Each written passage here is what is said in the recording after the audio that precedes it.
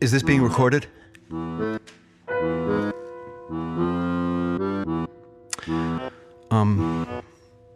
Okay.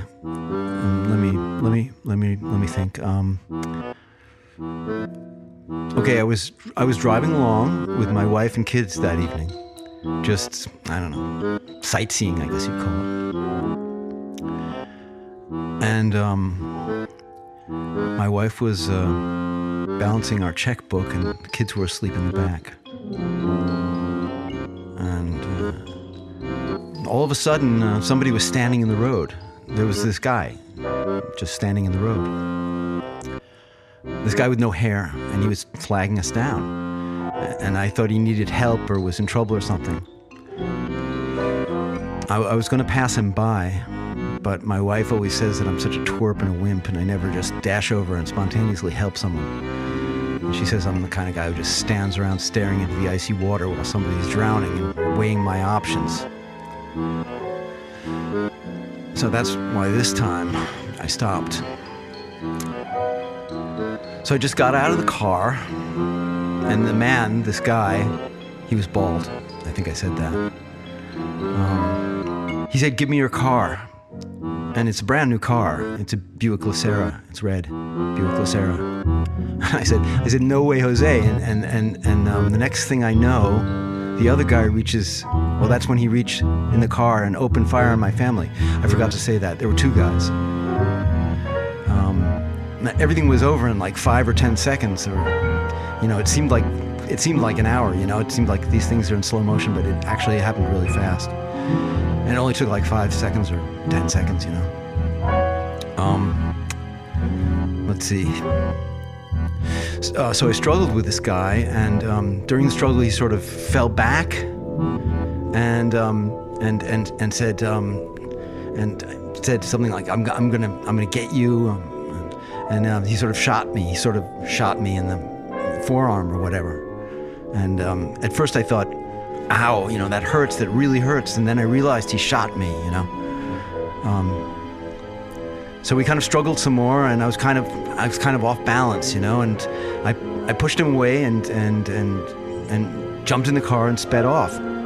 And it wasn't like, in James Bond or something, I come bursting through, and it was just, and all the, blood and the pain. And I remember thinking to myself, wow, that guy, those guys, they looked like they were on drugs. I don't know, they could have been on drugs. Their hair was sort of greasy.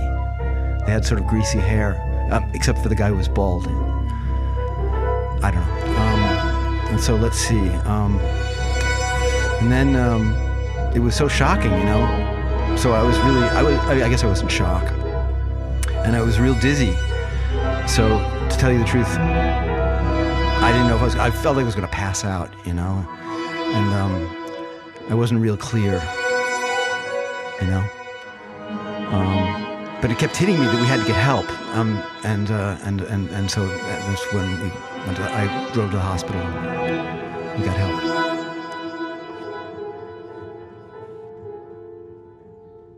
It reminds me so much of the pain that I suffered as a child, when I passed out.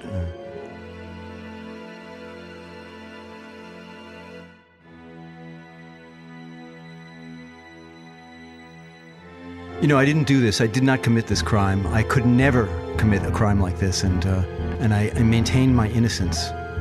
I maintain my innocence. I would never kill my family.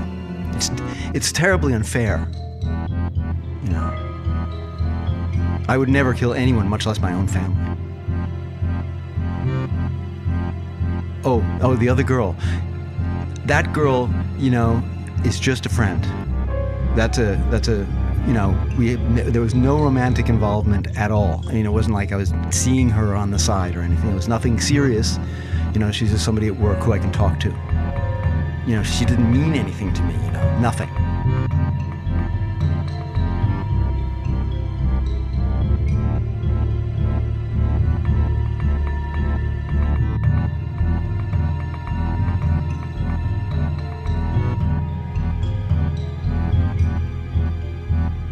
I mean, you say that I'm a whole different kind of monster.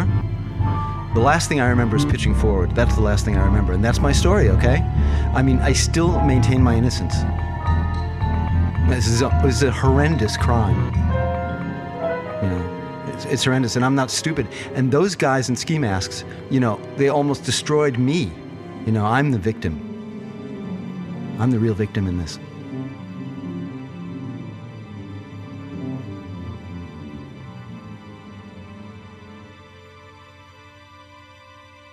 But this kid I grew up with, who was gay, used all his personal charm and ambition to become Madonna's personal secretary.